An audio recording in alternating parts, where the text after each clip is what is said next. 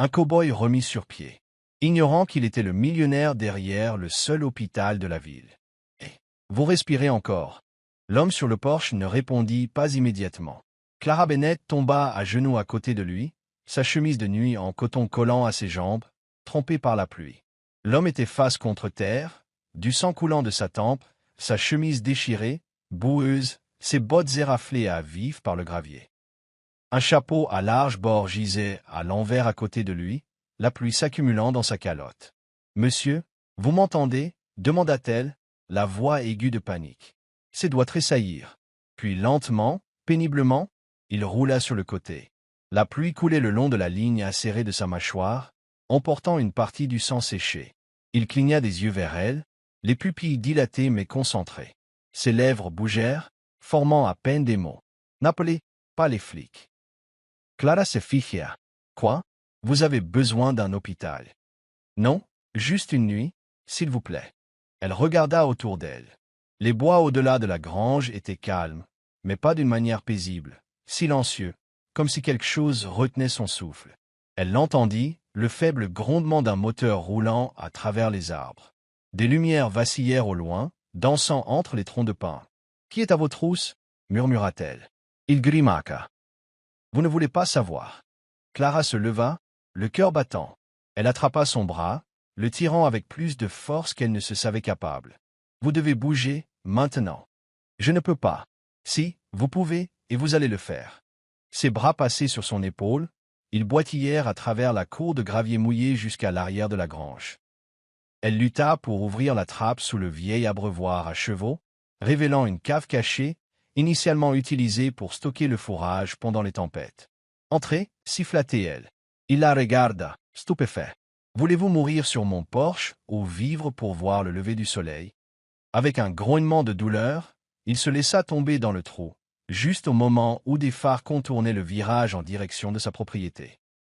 Elle claqua la trappe en bois et tira une vieille bâche dessus. Elle prit une profonde inspiration, essuya ses mains sur sa robe trempée et se dirigea vers l'avant de la grange juste au moment où un pick-up noir entrait dans sa cour. 3 hommes en sortirent, larges d'épaules, vestes sombres, des yeux qui balayaient comme des prédateurs. « Bonsoir, madame » dit le chauffeur en s'avançant avec un sourire poli qui n'atteignit pas ses yeux. « Désolé de vous déranger si tard. Nous cherchons quelqu'un. Il serait peut-être passé par ici en boitant. » Clara plissa les yeux. « C'est une propriété privée. »« Exact, » dit-il, souriant toujours. « Je demande juste si vous avez vu un homme avec un chapeau de cow-boy, environ 1,85 m, saignant, et parti après avoir causé quelques ennuis. » Clara croisa les bras. « Personne n'est passé par ici. »« Vous en êtes sûr » demanda un autre homme, tournant autour de la grange. Elle s'avança, la voix s'élevant. « J'ai dit que je n'ai vu personne. Je vis seul ici, et je n'apprécie pas que des étrangers se promènent sur mes terres. » Le premier homme leva les mains en signe de reddition simulée. « Sans vouloir vous offenser, madame. Juste une petite ronde locale. J'appelle le shérif si vous ne partez pas immédiatement. » Les 3 hommes échangèrent un regard. Puis, aussi rapidement qu'ils étaient apparus, ils retournèrent vers le camion et partirent. Clara attendit que leurs feux arrière disparaissent derrière les arbres avant de sprinter vers la grange. Elle jeta la bâche et ouvrit la trappe. « Ils sont partis » murmura-t-elle. « Venez, il faut vous mettre à l'intérieur. » Wyatt Carter gémit, mais réussit à monter avec son aide. Le temps qu'elle l'installe dans le salon, il était pâle, tremblant, et marmonnait des choses incohérentes. Elle l'allongea sur le canapé, puis se précipita vers la salle de bain. Elle fouilla dans les tiroirs, sortant de la gaze, des compresses, de l'alcool, des bandages, tout ce qu'elle pouvait trouver. Elle revint avec un bol d'eau chaude et une serviette, le cœur battant contre ses côtes. « Je ne suis pas infirmière » dit-elle à voix haute, plus pour elle-même que pour lui. « Alors, vous avez intérêt à ne pas mourir sur mes bras, cow-boy. » Elle commença à nettoyer l'entaille sur sa tête, se mordant la lèvre chaque fois qu'il grimaçait. « Désolé, désolé. » Il ne répondit pas, ferma juste les yeux, la mâchoire serrée. « Ça risque de piquer » murmura-t-elle avant de presser de l'alcool sur la coupure près de ses côtes. Tout son corps se tendit, puis il expira lentement, murmurant « Ça pique déjà ». Elle essaya de sourire, mais son sourire s'effaça rapidement. « Vous avez de la chance que je vous ai trouvé en premier. » Ses yeux s'ouvrirent, plus doux maintenant. Peut-être. C'est vous qui n'avez pas de chance. Clara s'interrompit, le tissu dans sa main s'imbibant de rouge. Pourquoi sont-ils après vous? Je me suis fait des ennemis puissants. Drogues? Jeu d'argent? La vérité? Murmura-t-il. J'ai dit la vérité. Mauvais endroit, mauvais moment. Clara le dévisagea. Il y avait une constance dans son regard, malgré la douleur. Quelque chose de profond, d'ancien et de brisé. Vous avez besoin de repos. Nous pourrons parler demain matin. Je serai parti d'ici là. Non, dit-elle fermement. Vous n'irez nulle part tant que je ne l'aurai pas dit. Il eut un petit rire, un son sec et douloureux. Vous êtes très persuasive, mademoiselle. Bennett. Clara Bennett. Il hocha la tête une fois avant de refermer les yeux. Clara resta assise à côté du canapé un long moment, fixant le feu qu'elle venait d'allumer dans l'âtre. Ses mains tremblaient alors qu'elle attrapait une couverture pour le couvrir. Tout dans son esprit hurlait d'appeler le shérif, de signaler un homme blessé aux intentions inconnues caché chez elle. Mais quelque chose de plus fort la retenait, une voix calme en elle qui murmurait « Ce n'est pas lui le monstre ici ». Elle se leva lentement, le regardant respirer, superficiellement mais régulièrement. Clara savait ce qu'elle avait à faire. Elle éteignit la lumière du porche, verrouilla la porte et resta près du canapé toute la nuit, juste au cas où les ombres reviendraient. La tempête était passée au matin, laissant le monde trompé et silencieux. La brume flottait bas sur le pâturage, enveloppant les arbres d'un brouillard fantomatique. À l'intérieur de la cabane, Clara se déplaçait avec prudence. Elle n'agissait plus sous l'effet de l'adrénaline. Venaient maintenant les doutes. Et si elle venait d'héberger un fugitif? Et si ces hommes revenaient? Et si il mourait sur son canapé? Elle apporta un plateau de thé chaud et de toast dans le salon. Wyatt était toujours inconscient, le visage tourné vers le dossier du canapé, sa poitrine se soulevant et s'abaissant au rythme lent et régulier de sa respiration. Au moins, c'était quelque chose. Elle posa le plateau sur la table basse et remonta la couverture sur lui. Et, dit-elle doucement en s'accroupissant à côté de lui, « Vous êtes réveillé ?» Pas de réponse. Elle tendit la main vers son front. « Chaud, trop chaud.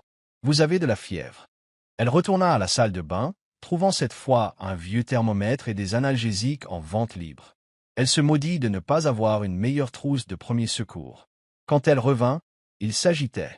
Son front se plissa, ses lèvres s'entr'ouvrirent. Daniel. Clara se figea, ce nom encore, le même qu'il avait marmonné pendant la nuit. Elle plaça le thermomètre entre ses lèvres avant qu'il ne puisse parler à nouveau. Il plissa les yeux vers elle, confus. « Vous avez de la fièvre, dit-elle, forçant le calme dans sa voix. Et vous n'irez nulle part. » Il ne discuta pas, la laissa juste prendre sa température. 38,9 degrés Celsius. Vous avez besoin d'antibiotiques, d'un hôpital. Non, dit-il d'une voix rauque. Ils me trouveront. Je pense qu'ils l'ont déjà fait. Vous avez de la chance que j'ai menti pour vous. Il bougea légèrement, grimaça et croisa son regard. Pourquoi l'avez-vous fait? Clara ne répondit pas tout de suite. Elle regarda son visage, contusionné, meurtri, et portant toujours une sorte de dignité têtue. Je ne sais pas, admit-elle, mais je suppose que j'ai vu quelque chose dans vos yeux. La peur, peut-être, ou le désespoir, ou peut-être la façon dont vous m'avez regardé, comme si j'étais votre dernière chance. Il sourit faiblement. Vous l'étiez. Elle sentit une montée de quelque chose d'étrange. La gratitude, peut-être, ou le danger. Cela la fit se lever rapidement. Eh bien, si je suis votre infirmière maintenant, espérons que je ne vous tue pas par accident. J'ai connu pire. Clara secoua la tête, essayant de ne pas sourire. Elle lui apporta le thé, l'aida à s'asseoir légèrement, et plaça la tasse dans ses mains. « Quel est votre nom ?» demanda-t-elle. Il hésita. « Wyatt. Nom de famille. Juste Wyatt. » Clara haussa un sourcil. « Bien, juste Wyatt. Dites-moi au moins ce qui vous est arrivé. » Il prit une gorgée de thé, puis soupira. Certains hommes n'aiment pas les affaires non classées. C'est vague et terrifiant. J'aimerais que ce soit plus poétique. Clara s'assit en face de lui, les bras croisés. Vous avez dit quelque chose à propos de la vérité, de l'avoir dite au mauvais moment. Qu'est-ce que ça veut dire? Wyatt ne parla pas pendant un long moment. Ses yeux dérivèrent vers la cheminée, les flammes vacillant doucement. J'ai essayé d'exposer quelque chose. Ils m'ont fait taire. Et maintenant, ils veulent finir le travail. Il hocha la tête. Elle se pencha en avant, sa voix plus ferme maintenant. Écoutez, Wyatt, je ne sais pas qui vous êtes, mais si je risque ma peau pour vous, j'ai besoin de plus que des phrases énigmatiques. Qu'avez-vous exposé? Ses lèvres se serrèrent. Une dissimulation? Dans un endroit où les gens sont censés être en sécurité? Un hôpital? Il leva les yeux, surpris. Elle cligna des yeux. Vous avez dit quelque chose dans votre sommeil. Daniel, E.T. Drake Memorial. C'est notre hôpital. Enfin, c'était. C'est privé maintenant. Wyatt la dévisagea, ne disant rien. C'est ça, n'est-ce pas? Dites Clara. Vous êtes lié à cet endroit d'une manière ou d'une autre. Il posa la tasse avec précaution. Voulez-vous vraiment savoir? Je pense que j'en ai besoin. Wyatt se pencha en arrière, grimaçant légèrement. Pas aujourd'hui. Clara voulait insister, mais quelque chose dans son ton lui dit de s'arrêter. Elle soupira, se frottant les tempes. D'accord, dit-elle, mais si des hommes armés se présentent à nouveau, j'attends des réponses. Je ne les laisserai pas vous faire de mal. Elle l'étudia. Vous dites ça comme si c'était une promesse que vous aviez déjà faite. Je l'ai faite. La pièce tomba dans le silence. Le feu crépitait doucement. Dehors, les oiseaux recommençaient à chanter, comme si le monde avait déjà tourné la page. Clara se leva et tira les rideaux. Elle se retourna vers Wyatt, qui paraissait plus petit maintenant dans la lueur du matin. Pas faible, juste humain. Je vais vous faire de la soupe. C'est la seule chose que je sais cuisiner qui ne vous tuera pas. Il eut un demi-sourire. C'est un bon début. En se dirigeant vers la cuisine, Clara réalisa que ses mains tremblaient toujours, mais son cœur, pour une raison quelconque, s'était calmé. Elle ne savait pas qui était vraiment Wyatt, pas encore, mais quelque chose lui disait que cet homme, cet étranger ensanglanté sur son canapé, était sur le point de tout changer. 2 jours passèrent. Wyatt Garrissate, Lintamet. Le gonflement de sa mâchoire avait diminué, les ecchymoses passant du violet foncé au jaune terne. Clara l'avait aidé à déménager dans la chambre d'amis, bien qu'il insistât pour boitiller sur le porche, respirant l'air chargé de pain, insistant sur le fait que le mouvement l'aidait à se vider la tête. Elle le guidait, bien qu'elle gardât un œil méfiant sur l'horizon chaque soir. Elle n'avait toujours pas de réponse claire. Il restait évasif, poli, mais sur ses gardes. Il mangeait ce qu'elle préparait, la remerciait sans faute, offrait même de couper du bois de chauffage lorsque sa force était suffisamment revenue pour soulever une hache. Il était, à bien des égards, l'invité parfait, mais il était aussi un homme façonné par les ombres. Un matin, Clara le trouva dehors, réparant la clôture, utilisant du fil de fer de rechange et une paire de pinces rouillées. « Vous n'avez pas besoin de travailler », lança-t-elle depuis le porche. Wyatt regarda par-dessus son épaule, ses yeux plissés contre le soleil levant. « Pas grand-chose d'autre à offrir que mes muscles, dit-il. Vous pourriez offrir votre vrai nom. » Il sourit, mais ne répondit pas. Clara soupira. Elle descendit les marches et s'appuya contre le poteau de clôture à côté de lui. « Vous parlez dans votre sommeil, dit-elle doucement. Je sais.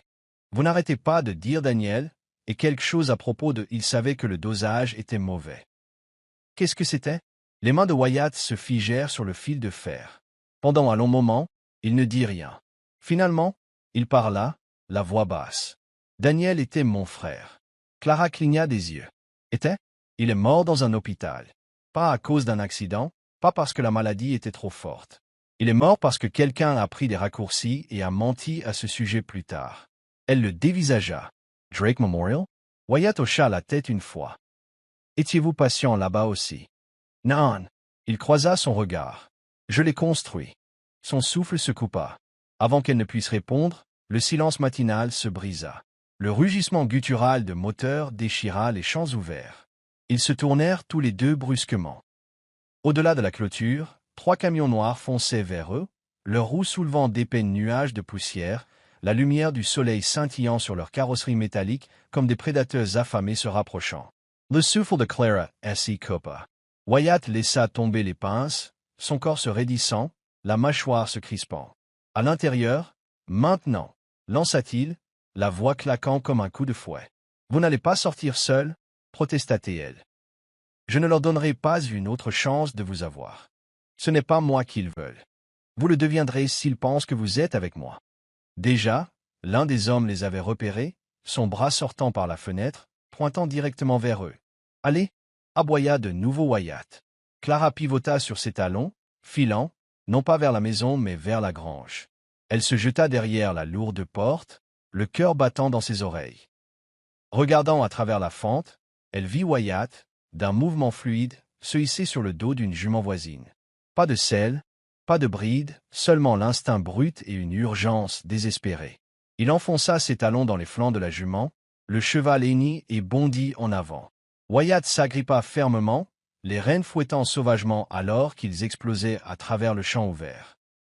Les camions défoncèrent la clôture extérieure, des éclats volant comme des shrapnels, les pneus crissant contre la terre, les moteurs hurlant de rage.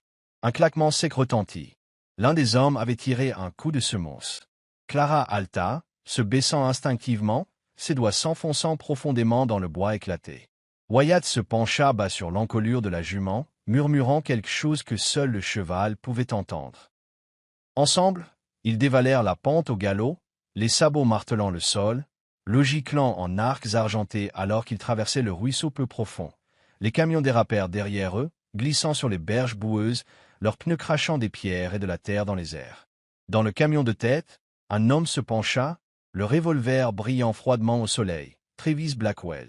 Les yeux de Wyatt se tournèrent brusquement vers les bois devant, sans hésitation.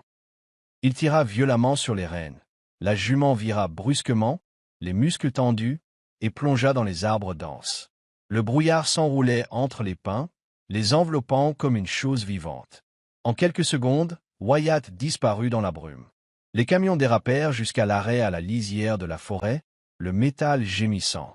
Des portières claquèrent, des bottes heurtèrent le sol. Ils entrèrent à pied, armes au poing, des voix aboyant des ordres. Clara resta paralysée, la respiration haletante, son cœur battant si fort qu'elle était sûre qu'il pouvait l'entendre. 10 minutes. 20. Puis un cri aigu et rauque déchira la vallée. Sans réfléchir, Clara courut. Des branches lui griffaient le visage, la boue aspirait ses bottes, mais elle ne s'arrêta pas. Elle déchira les bois, remonta la pente glissante, et ils étaient là. Dans une clairière étouffée par la brume et les branches cassées, Wyatt se tenait seul. Du sang striait sa tempe, sa chemise déchirée et boueuse. L'un des attaquants se tordait au sol, se tenant les côtes. Les deux autres s'approchaient de Wyatt, armes au poing. 3 contre 1. Wyatt ne broncha pas. Avec un rugissement primal, il se lança sur l'homme le plus proche, le plaquant si fort qu'ils s'écrasèrent tous les deux dans la boue, les poings volants. Grognements, jurons, le bruit sourd des corps heurtant la terre. Mais derrière lui, clic. Assez. Gronda Travis, sa voix basse et mortelle. Wyatt esi Figia, la poitrain halatani. Clara se pressa contre un tronc d'arbre, un cri silencieux piégé dans sa gorge. Puis des sirènes, hautes et aiguës, fendant la brume comme une lame. Travis jura violemment. Les hommes se précipitèrent, traînant leurs compagnons blessés, sprintant à travers les arbres vers les camions. Les moteurs rugirent de nouveau. Clara Trebucha in avant. SCS Jams Tremblot. À travers le brouillard, des gyrophares bleus ébraient l'air. 2 SUV de patrouille dérapèrent jusqu'à l'arrêt, des adjoints sautant, armes au poing. Wyatt, meurtri et ensanglanté, tomba à genoux, les mains levées. L'adjoint plus âgé à la barbe grise plissa les yeux, puis abaissa lentement son fusil. Nom d'un chien, marmonna-t-il. C'est vraiment Wyatt Carter. Le monde de Clara bascula. Carter? Comme dans Carter Memorial Hospital. Elle s'approcha en titubant, voyant Wyatt clairement maintenant, sans défense, sans plus de secret, seulement la vérité, brute et indéniable. Clara resta figée alors que le nom résonnait dans sa tête. Wyatt Carter. Elle l'avait déjà entendu, dans des murmures, dans des titres de journaux jaunis, dans les commérages de la ville sur l'homme mystérieux qui avait construit l'hôpital Carter Memorial puis avait disparu. Certains le traitaient d'escroc, d'autres de martyr. Personne ne savait vraiment. Elle avait pensé que Wyatt n'était qu'un vagabond, un homme fuyant quelque chose de personnel. Mais ça, c'était une tempête qui couvait depuis des décennies. Alors que les adjoints l'aidaient à se diriger vers leur SUV, Clara s'écarta, le cœur battant. Wyatt la regarda une fois, son expression indéchiffrable, portant le poids de 1000 vérités non dites. « Madame, dit l'adjoint plus âgé en touchant son chapeau, nous aurons besoin de votre déclaration. » Elle hocha la tête. « Bien.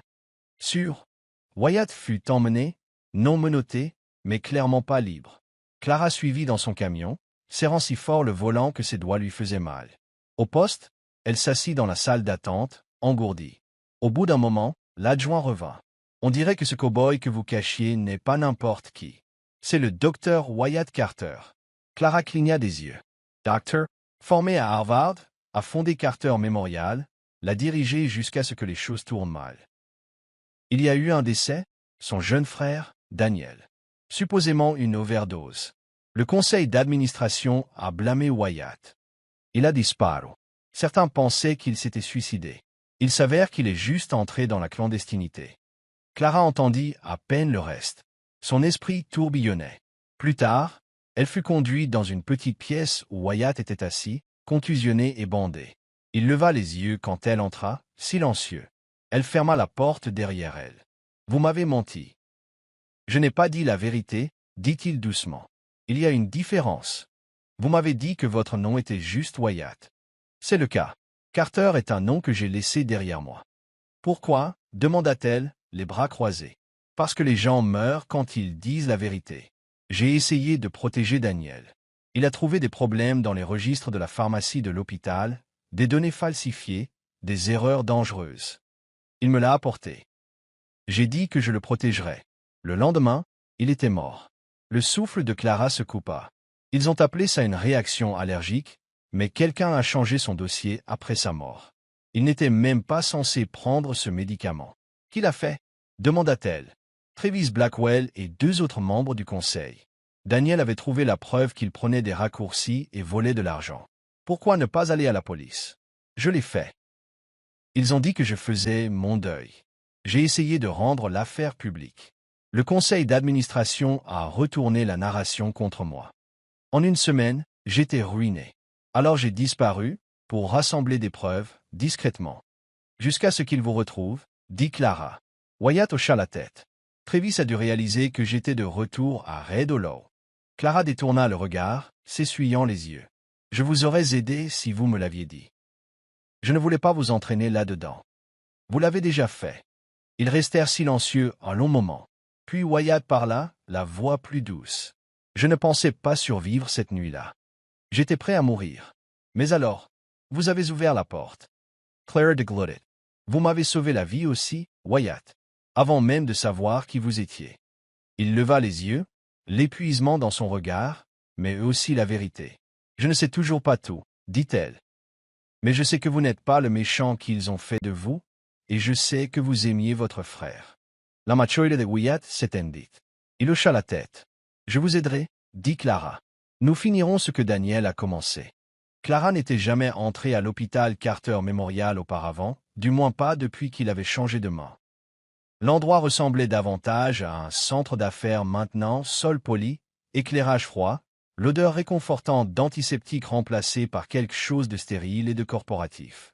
L'ancienne plaque de laiton portant le nom de Wyatt avait été enlevée depuis longtemps, remplacée par un logo élégant gravé dans du métal brossé. Elle se tenait dans le hall, serrant un dossier en manille usé sous son bras. À l'intérieur se trouvaient des copies des documents que Wyatt lui avait donnés. Rapport de patient, liste d'inventaire de la pharmacie, et les notes griffonnées à la main que Daniel avait écrites avant de mourir. Des pages que Wyatt avait gardées toutes ces années comme des reliques sacrées. Clara s'approcha du bureau d'accueil et prit une profonde inspiration. « Je suis ici pour voir le docteur Morrison, » dit-elle calmement. La réceptionniste est haussa un sourcil. « Avez-vous un rendez-vous? » « Non, mais il voudra me voir. C'est à propos du docteur Wyatt Carter. » La réceptionniste marqua une pause. Le nom sembla changer l'énergie dans la pièce. Elle décrocha le téléphone, marmonna quelque chose, puis fit un signe de tête vers le couloir. 3e étage, dernière porte à droite. Le docteur Morrison était l'une des dernières personnes à l'hôpital à avoir connu Wyatt avant le scandale. Un chirurgien respecté, plus âgé, prudent, et l'un des rares à ne pas avoir publiquement pris parti. Clara espérait que cela signifiait qu'il avait une conscience. Elle le trouva derrière un bureau, lisant un dossier avec une loupe attachée à ses lunettes.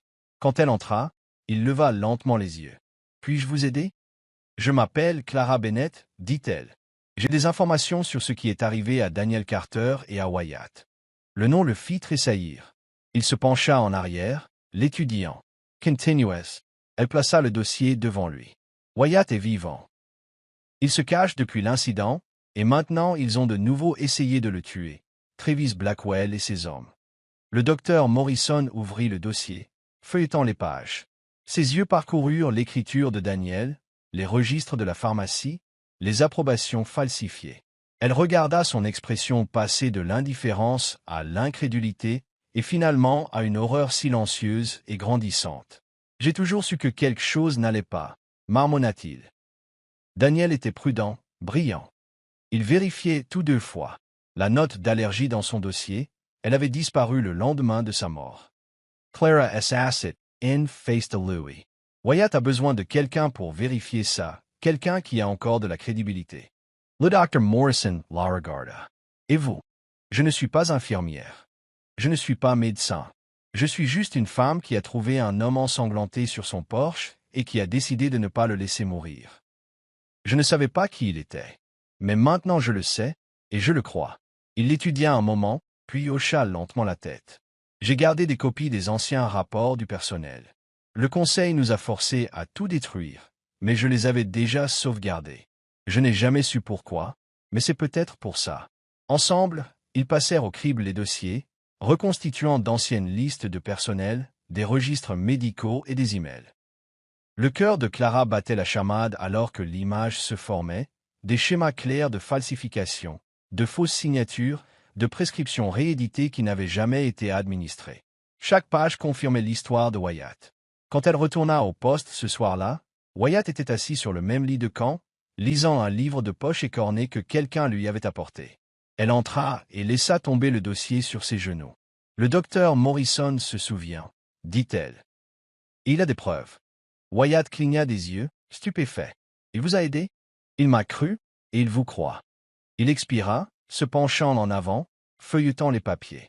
Ses mains tremblaient, juste légèrement. « C'est ça, » murmura-t-il. « C'est ce dont j'avais besoin il y a 5 ans. » Clara s'assit à côté de lui. « Alors assurons-nous que ça ne soit pas enterré à nouveau. » Ils passèrent les heures suivantes à travailler ensemble, Wyatt la guidant à travers les noms, les dates, les connexions. Clara tapa tout dans une chronologie claire sur son ordinateur portable, tandis que Wyatt annotait les documents, soulignant chaque fausse signature, chaque ordre de dosage modifié, chaque personne qui avait joué un rôle dans la dissimulation de la vérité. Quand ils eurent fini, Wyatt se pencha en arrière, épuisé. « Je n'aurais jamais imaginé arriver aussi loin. » Pourquoi pas? Parce que le monde continue. Les gens oublient. Ils laissent les choses s'estomper. La justice est une chose lente et brutale, et le temps qu'elle rattrape son retard, la plupart ont cessé de regarder.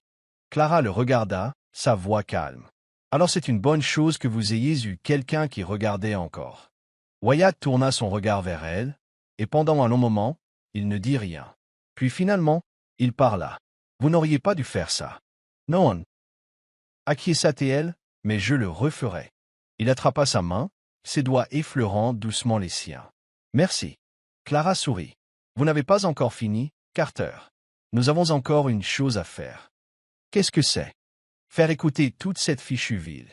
Cette nuit-là, Wyatt rédigea une lettre, une déclaration de vérité, écrite de sa propre main, détaillant tout, du jour de la mort de Daniel au jour où il fut laissé ensanglanté sur le porche de Clara.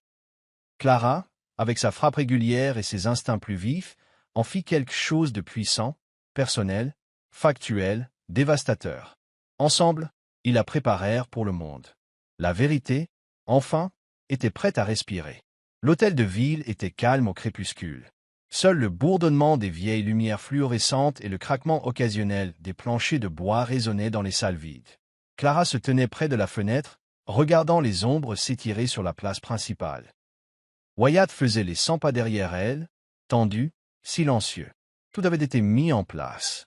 Ils avaient organisé une réunion sous prétexte d'un règlement, une occasion de discuter de la réouverture de la fondation de financement de Carter Memorial.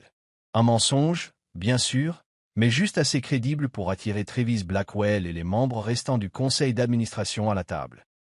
Le shérif, finalement convaincu par les preuves de Wyatt et le témoignage de Morrison, avait accepté d'installer une surveillance audio dans la pièce, ainsi qu'une caméra cachée.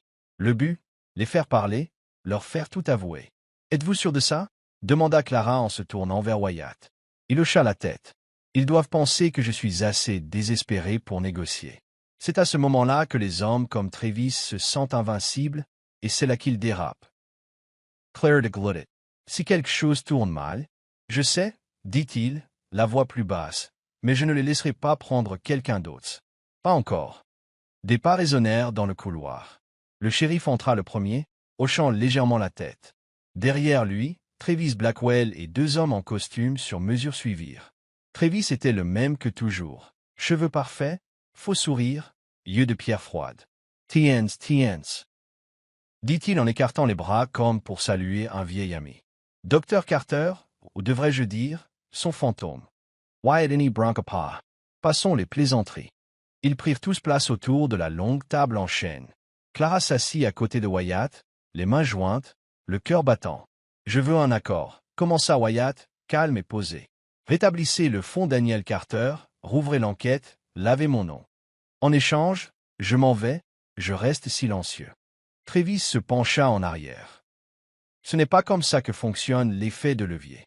Vous disparaissez, vous vous souvenez? Le monde pense que vous vous êtes noyé de culpabilité. Je suis revenu pour nettoyer la pourriture que vous avez laissée derrière vous. Travis eut un petit rire. Quelle pourriture? Tout ce que vous prétendez est enterré depuis longtemps. Personne ne se souvient de Daniel. Ou de vous. Vous si, dit Wyatt, et ça suffit. Clara regarda la lumière rouge de l'enregistreur caché clignoter régulièrement. Soyons honnêtes, dit l'un des membres du conseil. Daniel était un handicap, un gamin brillant mais trop curieux. Il s'est mis en travers du chemin. L'amtoira da Wyatt, ça serra. Travis hocha la tête. C'était malheureux, mais nécessaire. Vous auriez fait la même chose si vous aviez vu le cran. Les mots restèrent en suspens. Le shérif fit irruption par la porte adjacente, arme au poing. Ça suffit. Travis se leva instantanément, les yeux flamboyants. Qu'est-ce que c'est que ce bordel? Vous êtes en état d'arrestation pour complot, faute professionnelle médicale et tentative de meurtre, dit froidement le shérif. Vous et toute votre fichue opération. Les deux membres du conseil se figèrent alors que des adjoints entraient derrière le shérif, armes levées. Mais Travis fut plus rapide. Il sortit un pistolet de l'intérieur de sa veste et le pointa directement sur Clara. « Ne bougez pas !» cria-t-il. Wyatt bougea plus vite. Il se jeta en avant, poussant Clara au sol et se jetant entre elle et la balle. Le coup de feu retentit, un claquement sec et assourdissant, et Wyatt trébucha, se tenant le flanc alors qu'il tombait à genoux. « Wyatt !» hurla Clara. Le shérif tomba en arrière, son arme glissant sur le sol. Les adjoints se précipitèrent, le maîtrisant alors que Wyatt s'effondrait complètement. Le sang se répandait sur sa chemise. Clara rampa vers lui, ses mains pressant déjà la blessure. « Reste avec moi, Wyatt, s'il te plaît. » Ses yeux s'ouvrirent en papillotant. « Toujours, déteste me faire tirer dessus. »« Tais-toi, garde tes forces, » murmura-t-elle, retenant un sanglot. Le shérif s'agenouilla à côté d'eux, appelant les secours par radio. « Ils sont en route. Tiens bon, fiston. » La main de Wyatt se leva, agrippant faiblement celle de Clara. « On les a eus. » Elle hocha la tête, des larmes coulant sur ses joues. « On les a tous eus. » Un faible sourire étira ses lèvres. « Bien. Daniel peut reposer en paix maintenant. » Puis sa tête retomba en arrière, inconscient, alors que les sirènes hurlaient au loin. Clara s'accrocha à lui, tremblant, lui murmurant des promesses à l'oreille, des promesses qu'il ne mourrait pas, qu'il reviendrait, pas seulement pour elle, mais pour tout ce pourquoi il s'était battu, pour la vérité, pour la justice, pour Daniel. La salle de soins intensifs était froide et bien trop silencieuse. Des machines émettaient des bips à un rythme régulier à côté du lit d'hôpital de Wyatt, chaque tonalité rappelant qu'il était toujours en vie, mais de justesse. Des tubes sortaient de ses bras et de son nez. Un moniteur suivait son cœur, lent et têtu. Clara n'avait pas bougé de sa chaise depuis 24 heures. Elle était assise le dos droit, les mains étroitement jointes sur ses genoux, les yeux fixés sur le visage de Wyatt. Sa peau était pâle, ses lèvres gercées. Ils avaient retiré la balle, mais les dégâts étaient profonds. Le médecin lui avait dit que les 48 heures suivantes étaient critiques. Clara avait hoché la tête en silence, puis était retournée à son poste, vigilante, sans ciller. Elle avait refusé de rentrer chez elle. Une infirmière lui apporta du café. Une autre proposa d'apporter un lit de camp. Clara refusa les deux. Elle ne pouvait pas le quitter, pas maintenant. Pas après tout ce qu'ils avaient survécu. Pas après le regard dans ses yeux quand il avait demandé s'il les avait tués. Elle avait dit oui, mais elle ne lui avait pas dit ce qu'elle avait obtenu d'autre. Son histoire complète, l'attention du public, et la vérité, rugissant maintenant comme un feu de forêt à travers Red Hollow et au-delà. Le shérif avait tenu une conférence de presse ce matin-là, utilisant les enregistrements que Wyatt et Clara avaient rassemblés. Le docteur Morrison avait corroboré chaque mot. Plusieurs anciens employés s'étaient manifestés, partageant ce qu'ils avaient autrefois craint de dire. Travis Blackwell et les deux membres du conseil s'étaient vus refuser la libération sous caution. Des enquêtes étaient en cours aux niveaux étatiques et fédéral. Le nom de Wyatt avait été innocenté en moins de 12 heures, mais Wyatt était toujours silencieux. Clara sortit une lettre pliée de la poche de son manteau. Elle était vieille, jaunie et froissée. Elle l'avait trouvée dans le sac de sport de Wyatt, enfouie sous les dossiers et les preuves qu'il avait transportées toutes ces années. Elle était adressée à « Mon frère, si je ne peux pas te dire au revoir ». Elle la déplia, ses doigts tremblants, et commença à lire à haute voix. « Daniel, j'étais censé te protéger. Ça a toujours été l'accord. Grand frère veille sur toi. Mais je t'ai laissé affronter cette tempête seule. J'ai cru que le système ferait ce qu'il fallait. J'avais tort. » Sa voix se brisa. Elle marqua une pause, déglutissant difficilement. Ils ont essayé de me faire taire après ton départ, ont essayé de me faire t'oublier, mais je ne l'ai jamais fait. Chaque pas que j'ai fait depuis le jour où ils t'ont enterré, je l'ai fait pour toi. Je suis devenu un fantôme non pas parce que je voulais disparaître, mais parce que j'avais besoin de les hanter jusqu'à ce qu'ils craquent. Clara regarda le visage immobile de Wyatt. J'ai trouvé ta lettre, Wyatt. Je l'ai lue. Je pense que Daniel t'a entendu. Je pense. Peut-être qu'il t'a pardonné bien avant que tu ne te pardonnes toi-même. Elle se leva et se dirigea vers le lit, écartant une mèche de cheveux de son front. Tu as assez fui. Il est temps de revenir. Une minute passa, puis une autre. Puis lentement, ses paupières tressaillirent. Le souffle de Clara se bloqua dans sa gorge. Wyatt, murmura-t-elle. Ses yeux s'ouvrirent en papillotant, flous au début, puis la trouvant. Il cligna des yeux, puis croassa. Suis-je mort? Elle rit, les larmes lui montant aux yeux. Presque, mais je ne t'aurais pas laissé faire. Il essaya de sourire, grimaçant en bougeant. Toujours aussi nul au chevet des malades. Tu n'es pas exactement facile à entretenir. Son regard essaie de connerscorter. Tu es resté. Je t'ai dit que je le ferais. Un long silence passa. Puis, dans le bourdonnement silencieux des machines et les faibles bruits du couloir, Wyatt murmura. C'est fini? Oui, dit-elle en hochant la tête. C'est fini. Tu es libre. Wyatt détourna le regard un instant. Je ne sais pas quoi faire maintenant. J'ai passé tellement de temps à me battre. Je ne sais pas comment vivre. Clara se pencha en avant, prit sa main. Tu commences petit, un jour à la fois, peut-être avec un café et un lever de soleil, et quelqu'un qui refuse de t'abandonner. Ses doigts se refermèrent doucement sur les siens. Je ne mérite pas ça, murmura-t-il. Si, tu le mérites. Pas à cause de qui tu étais, mais à cause de qui tu es devenu. Ses yeux brillèrent. J'avais l'habitude de rêver d'obtenir justice, dit-il. Mais ça n'a jamais ressemblé à ça. Ça n'a jamais ressemblé à toi. Clara sourit, son pouce effleurant ses phalanges. Alors peut-être qu'il est temps d'arrêter de rêver et de commencer à vivre. Il hocha faiblement la tête, épuisé, mais avec quelque chose d'autre dans son expression maintenant. La paix. Clara se pencha, déposant un doux baiser sur son front. Tu es revenu, Wyatt. C'est tout ce qui compte.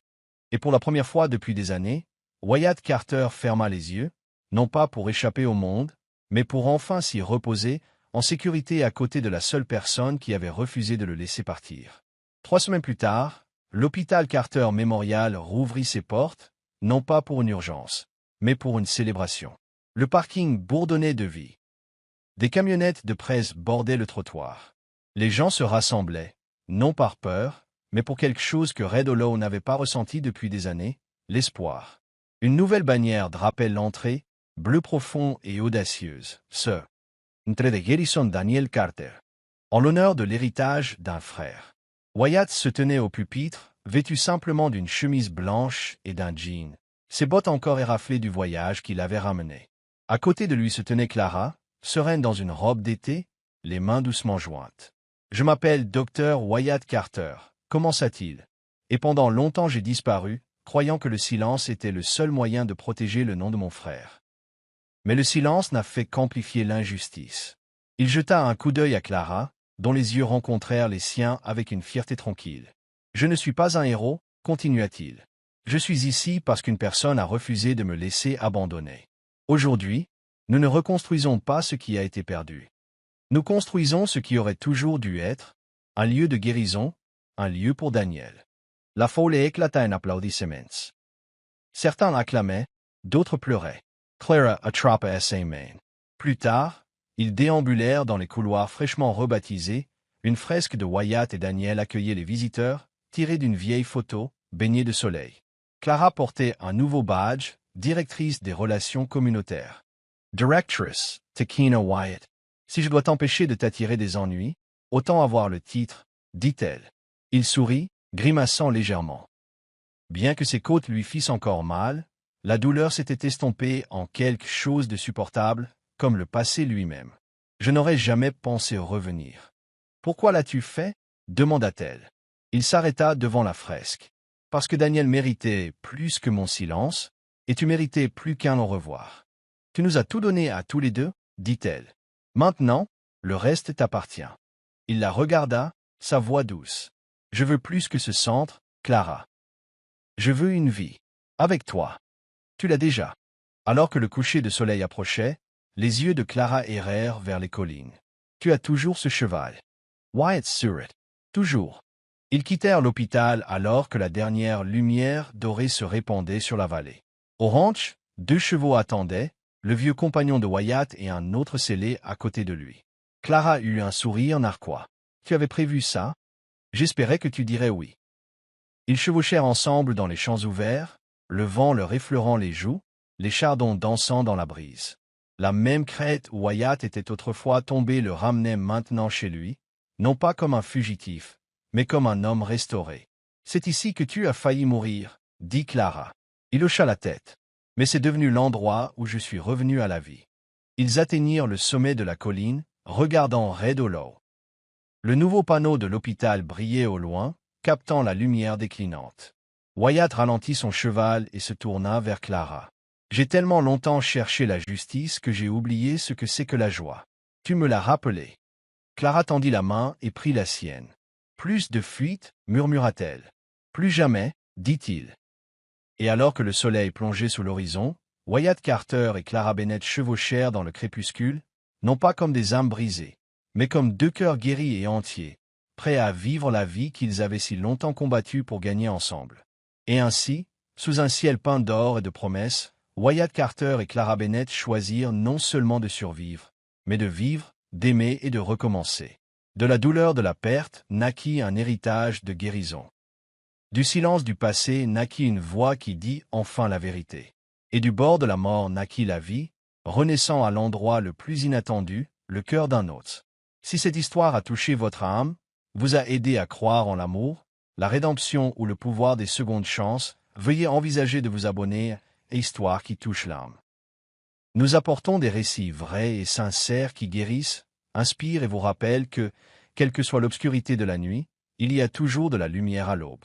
Appuyez sur le bouton d'abonnement, activez la cloche de notification et ne manquez jamais une histoire qui pourrait changer votre journée ou même votre vie. Jusqu'à la prochaine fois, restez bienveillants, restez forts et gardez votre cœur ouvert. Histoire qui touche l'âme.